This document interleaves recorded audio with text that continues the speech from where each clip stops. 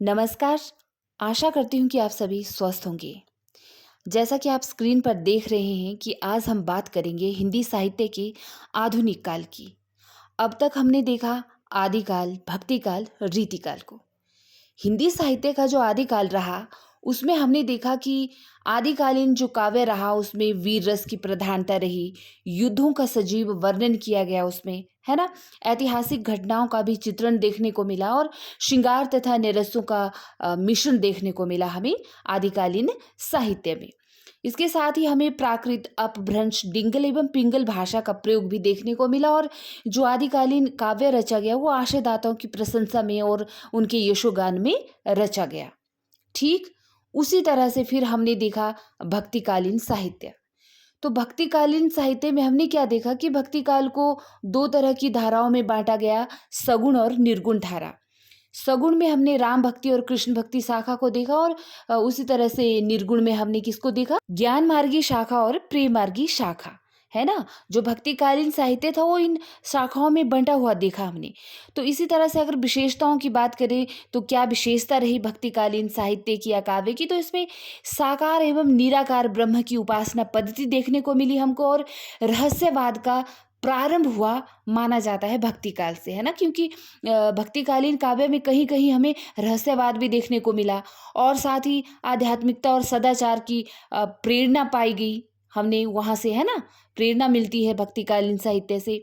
और इसके साथ ही समस्त काव्य शैलियों का इसमें प्रयोग हुआ मिलता है और प्रकृति का इसमें सापेक्ष वर्णन किया गया है और लोक कल्याण के पद पर काव्य का वर्णन किया गया है। मतलब लोक कल्याण पर किस तरह से चरमोत्कर्ष पर भक्तिकालीन काव्य पहुंचा है, यह सब हमें देखने को मिला। भक्ति काल के बाद फिर हमने रीतिकाल देखा। रीतिकालीन काव्य को भी हमने तीन धाराओं में बंटा हुआ देखा, रीतिबद्ध, रीतिमुक्त और रीतिसिद्ध काव्य में। ठीक है? अगर रीतिकालीन काव्य की विशेषताओं की बात करें तो इसमें हमने देखा कि इस रीतिकालीन काव्य की जो भाषा रही वह ब्रज मिश्रित अवधी भाषा का प्रयोग रहा, उसमें वीर एवं श्रृंगार रस की प्रधानता रही, मुक्तक काव्य रचनाएं रची गई और नीति और भक्ति संबंधी काव्य रचनाएं भी रची गई और प्रकृति का उद्दीपन रूप में यहाँ पर वर्णन किया गया, किसमें? रीतिकालीन काव्य में। ठीक है? तो आज हम बात करेंगे आधुनिक काल की, हिंदी साहित्य का जो आधुनिक काल है उसकी।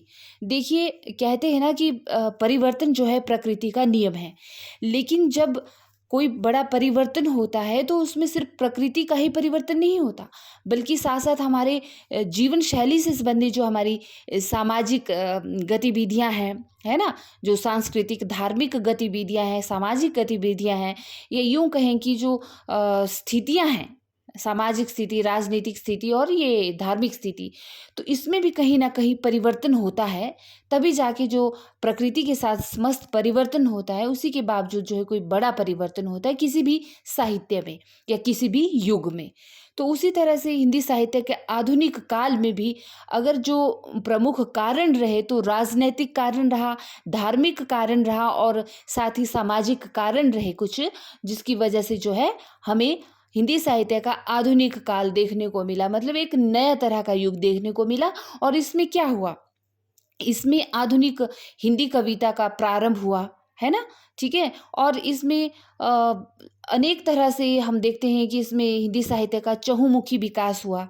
अनेक तरह की प्रवृत्तियों एवं परिवर्तनों को लेकर इस काल में धर्म, दर्शन, कला तथा साहित्य सभी के क्षेत्र में हम नए तरह का दृष्टिकोण देखने को हमें मिलता है। तो आइए वन बाय वन करके जानते हैं आधुनिक काल के बारे में। ठीक है? हिंदी साहित्य का जो आधुनिक काल रहा उसमें कौन-कौन से युग आते हैं और कौन-कौन से तरह का काव्य हमें देखने को मिलेगा। ठीक है? हिंदी साहित्य का इतिहास यानी कि आधुनिक काल तत्कालीन राजनैतिक गतिविधियों से प्रभावित हुआ है। इसको हिंदी साहित्य का सर्वश्रेष्ठ युग माना जा सकता है, जिसमें पद्य के साथ साथ गद्य, समालोचना, कहानी, नाटक व पत्रकारिता का भी विकास हुआ। विक्रमी संवत 1800 के उपरांत भारत में अनेक यूरोपीय जातियां व्यापार के लिए आईं। देखिए क्या है, जब राजनीतिक तौर पर जो है हमारे देश में गतिविधियां हो रही थी, जैसे कि अनेक तरह की यूरोपीय जातियां व्यापार के लिए आई, जैसे डच, फ्रांसीसी, पुर्तगाली, ईस्ट इंडिया जैसी बड़ी बड़ी यूरोपीय जातियां जो है भारत में आई व्यापार करने के उद्देश्य से। ठीक है? तो उसी समय जो हिंदी साहित्य का जो इतिहास था, जो रचा जा रहा था कवियों के द्वारा, उसमें भी काफी परिवर्तन हो रहा था। ठीक है, उसमें आधुनिक गद्य खड़ी बोली का जो है समावेश हो रहा था, अर्थात खड़ी बोली में गद्य काव्य रचा जा रहा था। और इस तरह से जो अभी तक का साहित्य जो रचा गया था इन 3 युगों के दौरान, जैसे कि आदिकाल, भक्तिकाल और रीतिकाल के दौरान, तो उसमें देखा हमने कि दोहों में, कवि सवैयों में, है ना, छंदों में, चौपाइयों में जो है यह साहित्य रचा गया, यह काव्य रचा गया, अर्थात ग्रंथों में, महाकाव्यों में, है ना, प्रबंध काव्यों में, मुक्तक काव्यों में। लेकिन आधुनिक काल में हमें हिंदी साहित्य में नयापन देखने को मिला। इसमें जो काव्य रचा गया उसमें कविता, कहानियां, उपन्यास, नाटक, जीवनी, यात्रा वृतांत, संस्मरण जैसे काव्य की नई विधाओं का आगाज हुआ, अर्थात इसमें काव्य रचा गया। तो इसी तरह से आधुनिक काल में और क्या क्या इसकी प्रवृत्तियां रही, क्या क्या किस तरह का साहित्य रचा गया, आइए देखते हैं। हिंदी साहित्य का आधुनिक काल, ठीक है, इसका वर्गीकरण अगर हम करें तो इसमें हम देखते हैं कि हिंदी साहित्य के आधुनिक काल को विशाल एवं बरगदमय व्यक्तित्व वाले कवियों और लेखकों को ध्यान में रखते हुए और इसके अध्ययन की सुविधा के लिए निम्न भागों में इसको बांटा गया है। कौन कौन से? भारतेंदु युग, द्विवेदी युग, छायावादी युग, छायावादोत्तर युग। यानी कि हिंदी साहित्य के आधुनिक काल को अगर हमने अध्ययन करना है, स्टडी करना है, तो इसको सुविधा के तौर पर हम 4 तरह के युगों में बांटकर पढ़ सकते हैं, अच्छे से इसकी तैयारी कर सकते हैं, ठीक है। और इसमें सबसे पहले जो युग आता है वो है भारतेंदु युग। भारतेंदु युग का नामकरण हिंदी नवजागरण के अग्रदूत भारतेंदु हरिश्चंद्र के नाम पर किया गया। उसी तरह द्विवेदी युग का जो नामकरण किया गया वह आचार्य महावीर प्रसाद द्विवेदी के नाम पर किया गया, ठीक है। छायावादी युग, इस युग के वास्तविक अर्थ को लेकर विद्वानों में मतभेद हैं, जिसके बारे में हम आगे चर्चा करेंगे। और छायावादोत्तर युग, जिसको शुक्लोत्तर युग भी कहा जाता है, ठीक है, इसमें जो है छायावादोत्तर युग में हिंदी काव्य धारा का बहुमुखी विकास होता है। किस किस तरह से होता है वह भी हम देखेंगे। हिंदी साहित्य के आधुनिक काल में सबसे पहले जो काल आता है या युग आता है वह आता है भारतेंदु युग। भारतेंदु युग का नामकरण हिंदी नवजागरण के अग्रदूत भारतेंदु हरिश्चंद्र के नाम पर किया गया है। भारतेंदु युग की जो प्रवृत्तियां रही उसमें नवजागरण, सामाजिक चेतना, भक्ति भावना, श्रृंगारिकता, रीति निरूपण, समस्या पूर्ति जैसी इसकी क्या रही, प्रवृत्तियां या विशेषताएं रही। भारतेंदु काल को नवजागरण काल भी कहा जाता है, या आपने याद रखना है, ठीक है, अच्छे से समझना है। भारतेंदु काल या युग के बाद जो युग आता है वह आता है द्विवेदी युग। हिंदी साहित्य में द्विवेदी युग 20वीं सदी के पहले 2 दशकों का युग है। द्विवेदी युग का समय सन 1900 से लेकर 1920 तक माना जाता है और 20वीं शताब्दी के पहले 2 दशक के पथ प्रदर्शक, विचारक और साहित्य नेता आचार्य महावीर प्रसाद द्विवेदी के नाम पर ही इस काल का नाम द्विवेदी युग पड़ा और इसे जागरण सुधार काल भी कहा जाता है, ठीक है। तो आपने याद रखना है कि भारतेंदु युग को नवजागरण काल कहा जाता है और द्विवेदी युग को जागरण सुधार काल कहा जाता है। उसके बाद आता है तीसरा काल या तीसरा युग, छायावाद युग। हिंदी साहित्य के इतिहास में छायावाद युग के वास्तविक अर्थ को लेकर विद्वानों में विभिन्न तरह के मतभेद पाए जाते हैं। वैसे छायावाद का जो अर्थ मुकुटधर पांडे ने रहस्यवाद, सुशील कुमार ने अस्पष्टता और महावीर प्रसाद द्विवेदी ने अनियुक्ति पद्धति तथा रामचंद्र शुक्ल ने शैली बेचित्रता, नंदुलारे वाजपेयी ने आध्यात्मिक छाया का भान और डॉक्टर नगेंद्र ने स्थूल के प्रति सूक्ष्म का विद्रोह बताया है। छायावाद के अर्थ बताए हैं यह विद्वानों ने, ठीक है। स्थूल के प्रति सूक्ष्म का विद्रोह किसने कहा है? डॉक्टर नगेंद्र ने। और रामचंद्र शुक्ल ने इसको शैली बेचित्रता कहा है। उसी तरह नंद दुलारे वाजपेयी ने आध्यात्मिक छाया का भान कहा है। तो छायावाद युग का वास्तविक अर्थ क्या है हम आगे भी समझेंगे इसको। इस तरह हम कह सकते हैं कि साहित्य के मूल में परिवर्तित सामूहिक चित्तवृत्तियों को आधार बनाकर साहित्य की परंपरा का व्यवस्थित अनुशीलन ही साहित्य का इतिहास कहलाता है।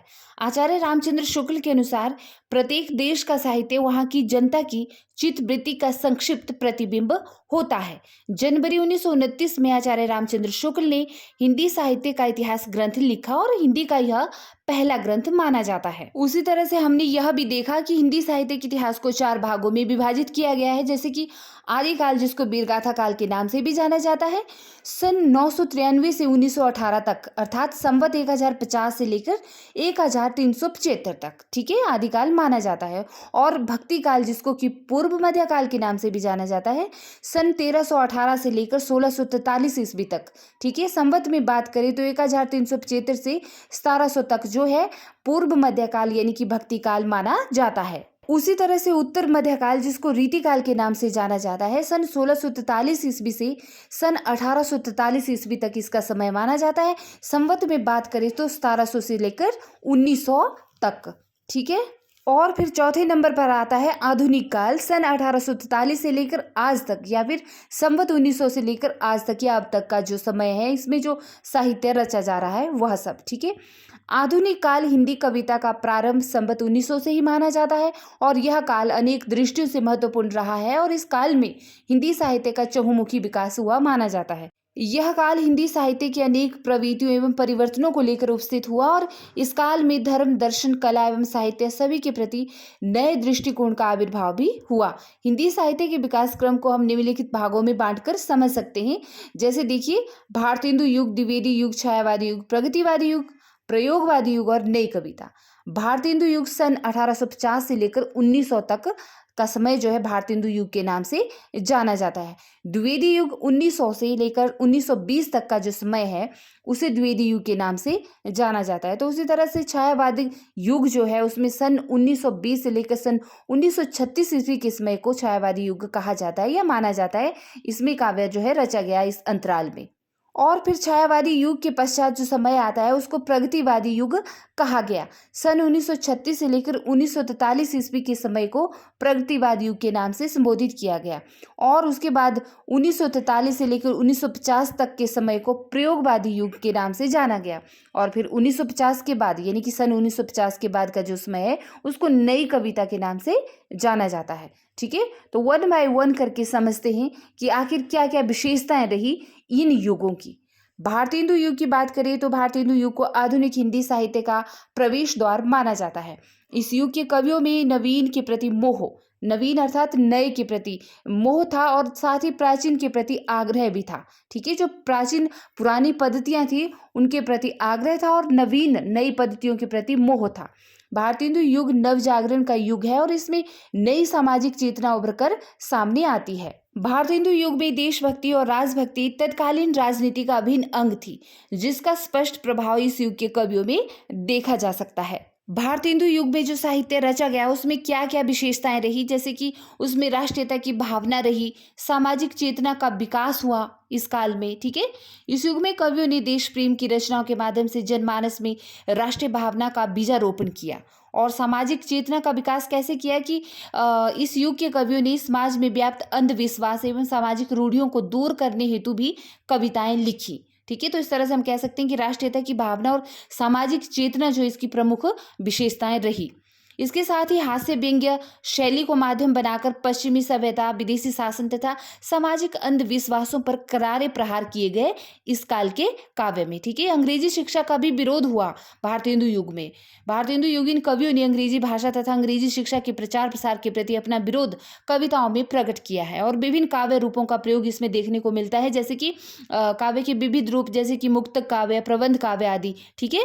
भारतेंदु युग के कवियों ने रचे हैं। ठीक है। उसके बाद हमें देखने को मिलता है द्विवेदी युग। तो यह युग कविता में खड़ी बोली के प्रतिष्ठित होने का युग माना जाता है और इस युग के प्रवर्तक माने जाते हैं आचार्य महावीर प्रसाद द्विवेदी जी।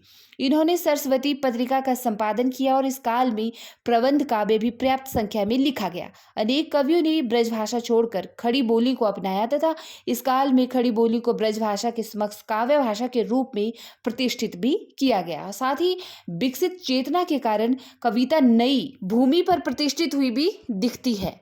द्विवेदी युगीन काव्यगत विशेषताओं की बात करें तो इसमें देशभक्ति को व्यापक आधार मिला इस काल में। ठीक है। इस काल में देशभक्ति विषयक लघु एवं दीर्घ कविताएं लिखी गई। साथ ही अंधविश्वास तथा रूढ़ियों का भी विरोध हुआ द्विवेदी युग में। ठीक है। कविताओं के जरिए जो है सामाजिक अंधविश्वासों और रूढ़ियों पर तीखे प्रहार किए गए कवियों के द्वारा। साथ ही वर्णन प्रधानता जो है द्विवेदी युग की कविताओं की विशेषता रही है और मानव प्रेम इसमें देखने को मिलता है। ठीक है।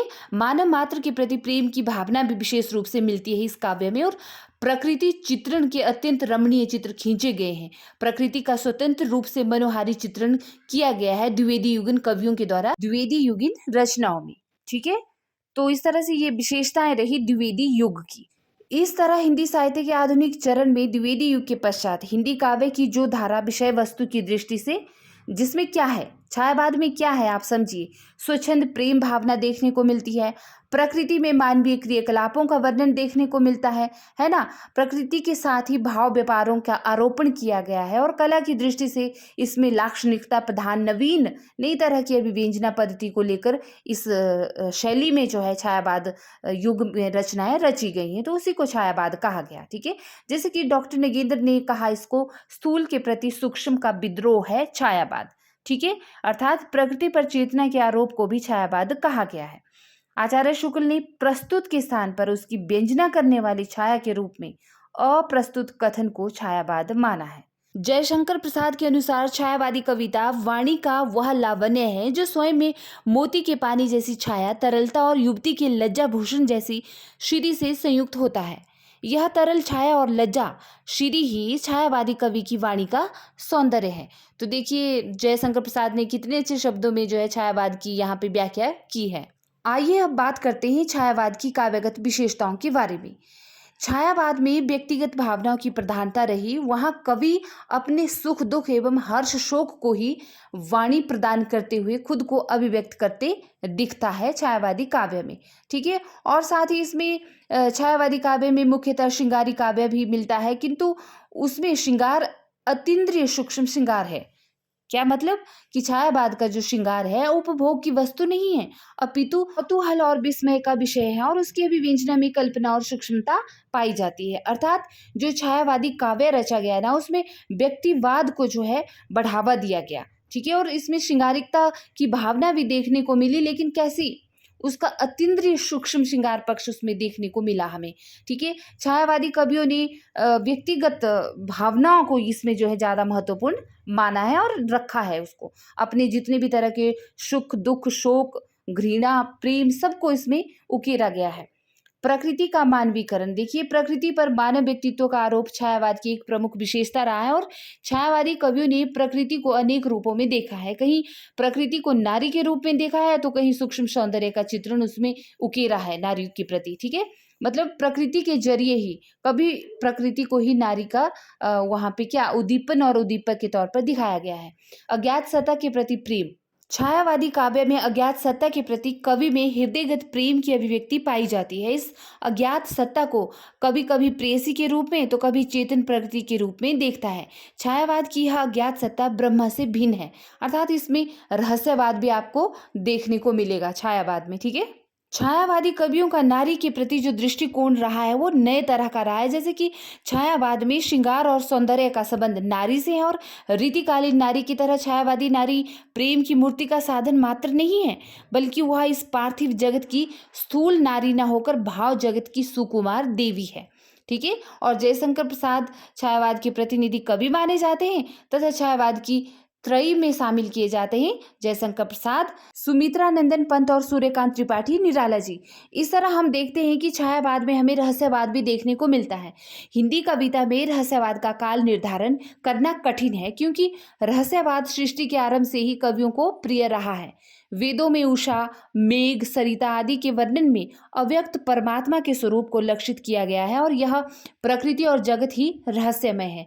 कण कण में परमात्मा के होने का आभास ही एक्चुअल में क्या है, रहस्यवाद है। रहस्यवाद के संबंध में आचार्य शुक्ल के विचार ही देख लीजिए कि चिंतन के क्षेत्र में जो अद्वैतवाद है, भावना के क्षेत्र में वही रहस्यवाद है, जहाँ कवि इस अनंत परम तत्व और अज्ञात प्रियतम को आलंबन बनाकर अत्यंत चित्रमय भाषा में प्रेम की अनेक प्रकार से अभिव्यंजना करता है, वहाँ रहस्यवाद है।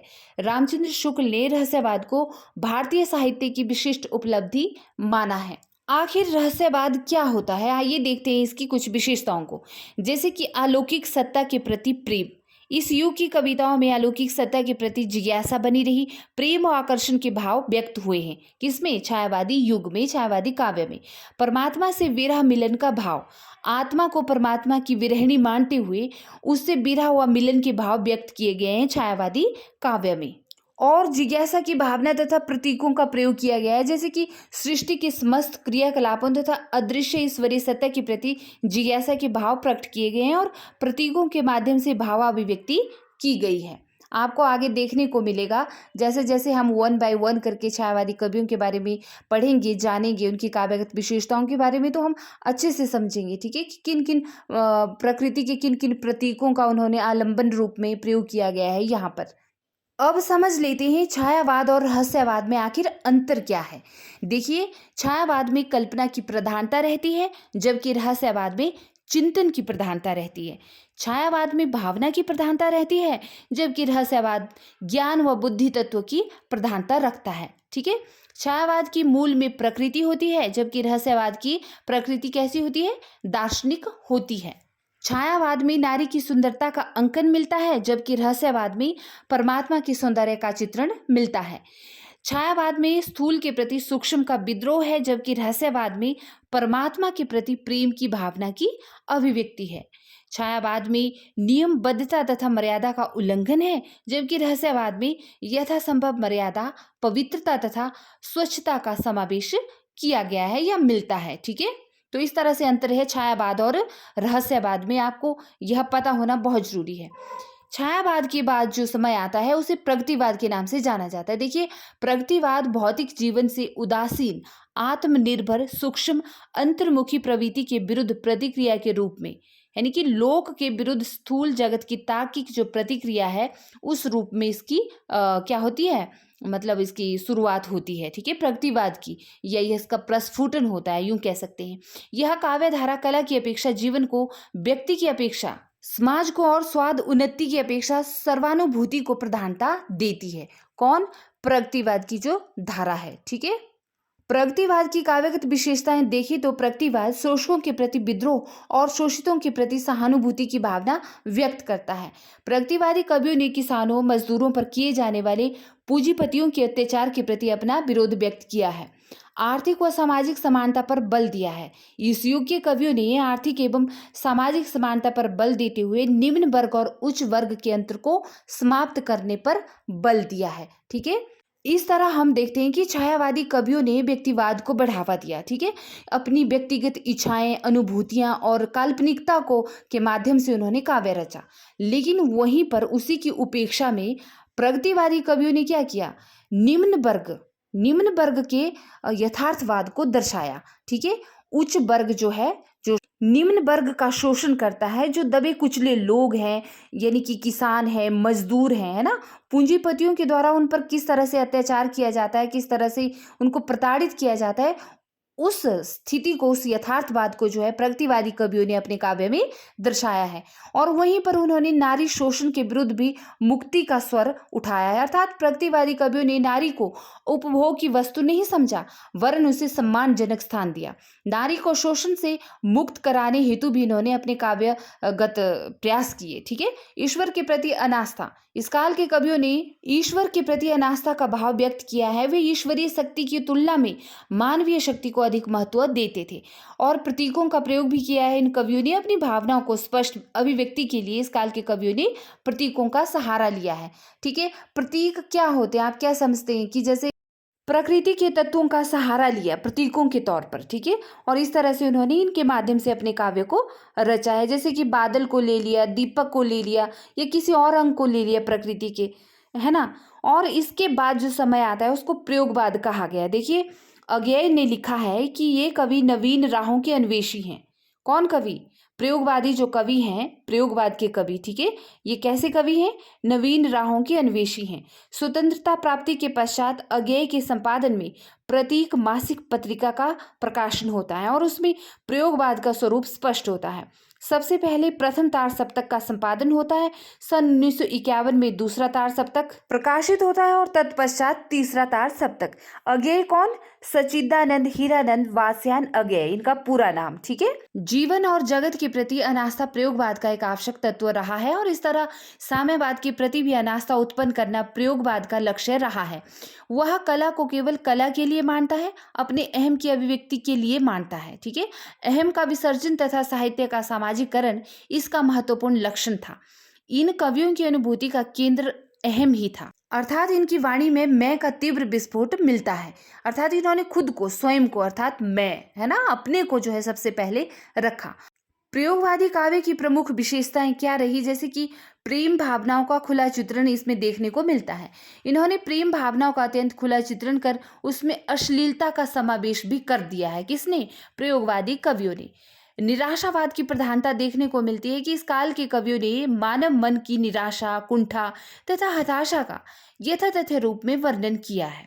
देखिए, जैसे आम आदमी होता है ना, कोई भी आदमी, तो किस तरह से वह दुखी रहता है, खुश रहता है, हताश, निराश जो भी होता है, सेम वैसे का वैसा इन्होंने काव्य में उस आदमी को ढाल दिया है। अहम की प्रधानता, जैसे कि फ्रायड के मनोविश्लेषण से प्रभावित ये कवि अपने अहम को अधिक महत्वपूर्ण मानते हैं। ठीक है, प्रयोगवादी कवि जो है फ्रायड के मनोविश्लेषणवाद से प्रभावित माने जाते हैं। ठीक है, फ्रायड नहीं दिया था ना इद ईगो इदम का, ये वाला सिद्धांत दिया था ना फ्रायड ने। ठीक है, जो पाश्चात्य विद्वान फ्रायड माने जाते हैं, तो उसी से प्रभावित रहे हैं प्रयोगवादी कवि। इसके अलावा इस काल की कविताओं में रूढ़ियों के प्रति विद्रोह का स्वर भी मुखर हुआ है। इन कवियों ने रूढ़ि मुक्त नवीन समाज की स्थापना पर बल दिया है और व्यंग्य की प्रधानता भी देखने को मिलती है। देखिए, कवियों ने व्यक्ति व समाज दोनों पर अपनी व्यंग्यात्मक लेखनी चलाई है ना। आप इस काल का काव्य पढ़ेंगे तो आपको पता चल जाएगा। अब जरा सा अंतर जान लीजिए प्रगतिवाद और प्रयोगवाद में। प्रगतिवाद में मध्यम वर्गीय हताशा, कुंठा तथा मनस्थिति की ऊहापोह का अंकन है, जबकि प्रयोगवाद में शोषितों, दलितों तथा गरीबों की दशा का वास्तविक चित्रण किया गया है। ठीक है, प्रगतिवाद में सरल भाषा शैली अपनाकर अपनी बात को जन सामान्य तक पहुंचाने का प्रयास किया गया है, जबकि प्रयोगवाद में अनपढ़ शब्दावली, असंबद्ध उपमाओं तथा रूपकों का प्रयोग किया गया है। प्रगतिवाद में जिंदगी का यथार्थ चित्रण मिलता है, जबकि प्रयोगवाद में बौद्धिकता की प्रधानता मिलती है। प्रगतिवादी जनसाधारण से सहानुभूति रखते हैं और जबकि प्रयोगवादी कवि व्यक्तिगता की प्रधानता रखते हैं। आप समझ गए होंगे इस डिफरेंस को यहाँ पर। ठीक है, प्रगतिवाद और प्रयोगवाद के पश्चात जो समय आता है उसको नई कविता के नाम से संबोधित किया गया, अर्थात 1960 के बाद का जो समय था। ठीक है, प्रयोगवादी कविता का ही आगे का दौर नई कविता के रूप में उभरा है। देखिए, वस्तुतः नई कविता की विषय वस्तु मात्र चमत्कार न होकर एक भोगा हुआ जीवन यथार्थ है। नई कविता परिस्थितियों की उपज है और नई कविता स्वतंत्रता के बाद लिखी गई वह कविता है जिसमें नवीन भावबोध, नए मूल्य तथा नया शिल्प विधान देखने को मिलता है। प्रथम विश्व युद्ध के बाद पहली बार मनुष्य की विवशता, असहायता तथा निरुपायता सामने आती है। किसमें? नई कविता के जरिए, और उसने अस्तित्व का संकट अनुभव किया। ठीक है, मतलब हमें नई कविता में यह सब देखने को मिलता है। घुटन, आक्रोश और नैराश्य में व्यंग्य का जन्म लेना स्वाभाविक था, इसीलिए नई कविता में व्यंग्य की भी प्रधानता रही है। नई कविता की विशेषताएं देखते हैं, जैसे कि इसमें मानव जीवन को महत्वपूर्ण मानकर उसे अर्थपूर्ण दृष्टि प्रदान की गई। ठीक है, और नए नए भावों को नए नए शिल्प विधानों में प्रस्तुत किया गया। साथ ही नई कविता में अनुभूतियों का भी वास्तविक चित्रण देखने को मिलता है कि मानव और समाज दोनों की जो अनुभूतियां हैं उसकी सच्चाई के साथ यहाँ पे चित्रण किया गया है। ठीक है, प्रयोगवादी कवियों ने नूतन यानी कि नए बिंबों की खोज की है और व्यंग्य की प्रधानता भी रही, जैसे कि इस काल में मानव जीवन की जो विसंगतियां रही, विकृतियां रही, अनैतिकवादी सोच रही या मान्यता रही, उस पर भी व्यंग्य रचनाएं लिखी गई। किसमें? नई कविता में। ठीक है, इस तरह आधुनिक काल के अंतर्गत नई कविता के पश्चात जो समय आया उसको नवगीत के नाम से जाना गया। नई कविता ने जब गेयता को नकारना प्रारंभ किया तब नवगीत का जन्म हुआ। नवगीतों की प्रमुख विशेषताएं देखी तो इसने अपने युग के परिवेश को प्रस्तुत किया। अभिव्यक्ति में सर्वत्र मौलिकता दिखाई देती है नवगीत में। ठीक है, जैसे कि प्रमुख नवगीतकार कौन रहे और उनकी रचनाएं कौन कौन सी रही, जैसे वीरेंद्र मिश्र, इन्होंने लिखा झुलसा है छाया, नट धूप में और गीतम। शंभुनाथ सिन्हा, दर्द जहां नीला है, नवगीत दशक। रामनाथ अवस्थी ने बंद न करना द्वार नाम से नवगीत रचना की। ठीक है, सोम ठाकुर ने एक ऋचा पाटिल की नाम से जो है रचना रची है। ठीक है, तो ये नवगीतकार माने जाते हैं नवगीत युग के। ओके, नवगीत या लोकगीतों की जो प्रमुख विशेषता है, जैसे कि लोकगीतों में सामान्य जनजीवन का सजीव चित्रण मिलता है। लोकगीतों में संगीतात्मकता का सहज प्रभाव होता है जो कि श्रोता को आकर्षित करता है। ठीक है, तो आपने देखा होगा जो लोकगीत हैं, नवगीत हैं, जो भी हैं, मतलब जो अपने ही क्षेत्र में गाए जाते हैं, किसी विशेष परंपरा या उत्सव में गाए जाते हैं, तो ये सब भी साहित्य का जो है एक अभिन्न हिस्सा रहे हैं। ओके, तो हम इनको नकार नहीं सकते हैं। तो इस तरह से निष्कर्ष तौर पर कहा जा सकता है कि आधुनिक काल की राजनीतिक, सामाजिक, सांस्कृतिक, धार्मिक व साहित्यिक परिस्थितियां कुछ इस प्रकार की बन गई थी कि जिन्होंने रीतिकाल से भिन्न एक नए साहित्य का मार्ग प्रशस्त किया। यही कारण है कि आधुनिक काल का साहित्य श्रृंगार, भक्ति व कुलीन वर्ग के विषयों से हटकर आम आदमी की समस्याओं, इच्छाओं, दुखों व उनके अंतर्मन की दुविधाओं का वर्णन करने लगा। तो आप समझ गए होंगे आधुनिक काल के अंतर्गत हमने क्या क्या डिस्कस किया। यही वह महत्वपूर्ण तथ्य थे जिन्होंने हिंदी साहित्य के आधुनिक काल को उभारा या पनपाया, या यूं कहें कि जन्म दिया। ठीक है, तो इन्हीं को हम अब आगे पढ़ेंगे, वन बाय वन करके इस काल के कवियों के बारे में जानेंगे, रचनाओं के बारे में जानेंगे। ठीक है, आपको यह आधुनिक काल सीरीज की यह कड़ी कैसी लगी, आप कमेंट बॉक्स में अपनी राय जरूर लिखिएगा। मिलती हूँ आपके साथ भारत हिंदू युग के साथ, तब तक अपना ख्याल रखिए। नमस्कार।